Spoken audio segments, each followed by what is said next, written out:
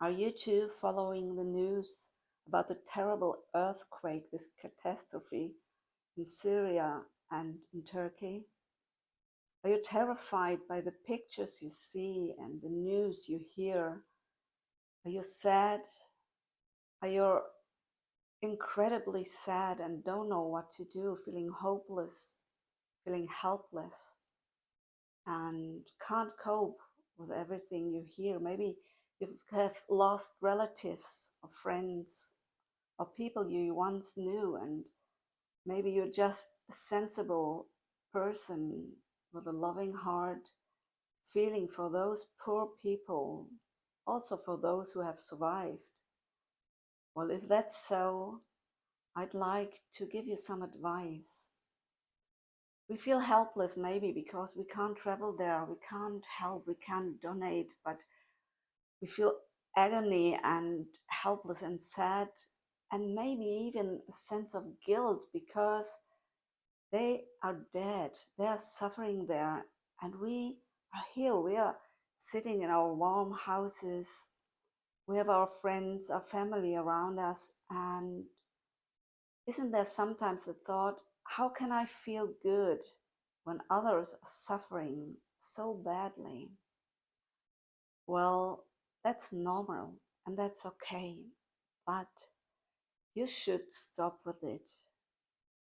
You know, the pictures you see and the words you hear create emotions in your body. If you watch a movie that is terribly sad, you feel sad. If you watch a movie about love, you feel kind of love.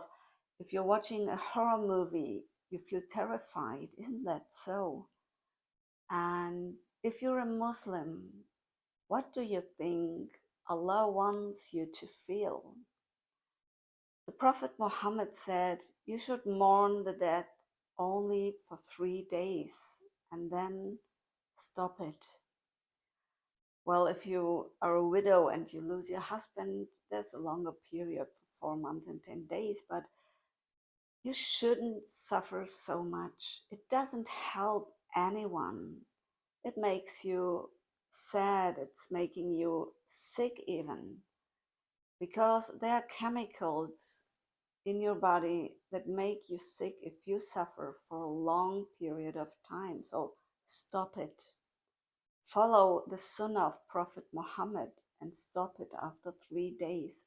Go on with your life. But how can you handle this situation? Because you watch the movies, you watch the TV and the news and everything every day. You are confronted with it every day. And maybe you talk with relatives, and maybe you talk with relatives and friends in Turkey and Syria. Well, how can you handle this situation? And I'd like to give you some advice. Advice number one is cut off from the news. Start cutting off from social media. Don't confront yourself with all these pictures and bad news. Start your day as you're supposed to start, with a thankful heart. Think of 3 things you're thankful for. Feel this gratitude in your heart and don't start your day watching the news, bad news. It will not be good for your health. And end the day in the same way. Don't end your day watching terrible news. End the day remembering the good things you have experienced on that day. Start your day with a thankful heart and end your day with a thankful heart. Alhamdulillah. This is what Muslims say. Don't you think so? And the other advice is, remember that the souls who have died, the people who are dead now, where are they now? They're in the grave. They died shaheed. They are in the light.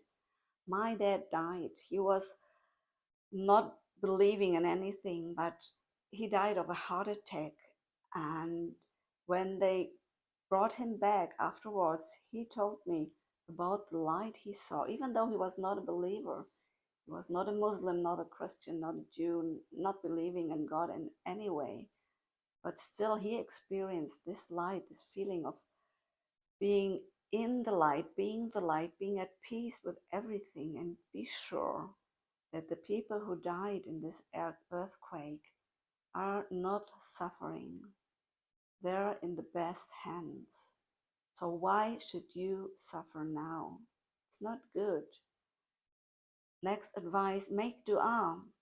Make dua for the people. Make dua for the living people, and feel gratitude in your heart.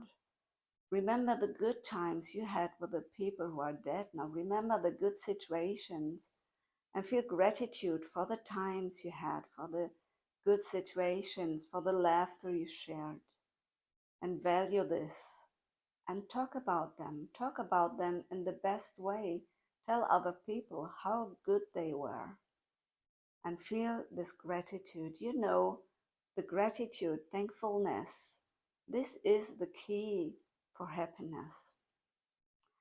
And ask yourself, would the ones who are dead want you to suffer? Would they want you to live in grief and sadness and hopelessness? No, they wouldn't. They would like you to be happy. They would like you to have a good life, to continue to do what you can. You can donate, you can make dua, but go on with your life. Well, you might think, how can I do this now? I'm suffering. I don't know how to go out of this feeling, to get out of this despair. Well, and here I can help you. I'm an RTT therapist, and I've learned from Marissa Peer so many incredible tools to help you. You can change your mind literally by hypnosis, and I'm offering you a free hypnosis for going back to this feeling of thankfulness, of happiness, of hope, and I can help you to feel better. And you can find this video on my YouTube channel. And I'd like to ask you to send this video you're watching now and the other one with a hypnosis to as many people as possible, so it can spread and help many people to feel better.